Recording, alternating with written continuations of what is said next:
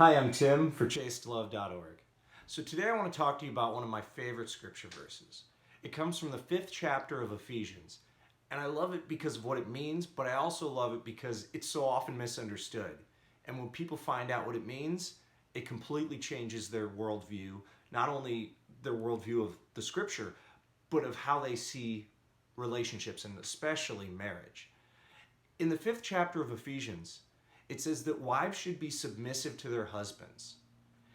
And then it also says that men should love their wives as Christ loved the church. So we used this reading at our wedding, my wife and I. And during the homily, after the priest had made fun of me for being old and bald, he brought up this scripture verse that we used. And he looked at me and he said, this isn't about one person being less than another or one person being in charge of another, but rather the word submissive means, well, when you break it down from the root languages, it means sub as in beneath, not as in less than, but as in foundation of, supporter of what? Of the mission. So supporter of the mission. Well, what is the mission? So if wives are to be supporters of the mission, what is the mission? Well, we hear it in the scripture verse. Husbands, love your wives as Christ loved the church and gave himself up for her.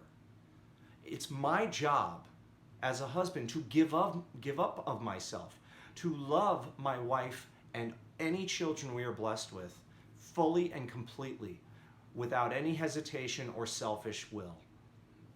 Now, the priest brought this up and said to me, and looked at me and said, so Tim, it's your job to give up of yourself, to love your wife, to sacrifice, to love her to the point of death, just as Christ loved us and still loves us today.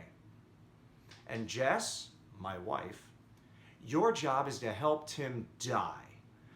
That's the mission. The mission is for me to love my bride and our children as Christ loves us, his bride. And my wife's job is to support me in that. If I'm doing something that brings everyone closer to Christ, if I'm doing something that loves my family as Christ loves my family, as Christ loves all of us, my wife is supposed to encourage that and support that. And frankly, who doesn't want to support someone in a mission of selfless, sacrificial love? It may seem like a controversial scripture verse when it's first seen, when you read it just without the proper context. But when you understand that it's calling for the union of husband and wife in a way that we are united with Christ, in a sacrificial love, him giving and us receiving, it's actually quite a beautiful scripture verse. And it lays the foundation for really powerful, strong, loving, sacrificial-based marriages.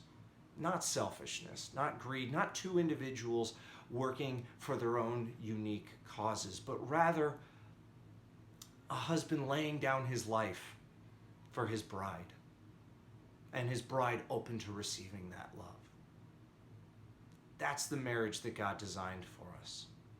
That's the marriage Christ shares with us.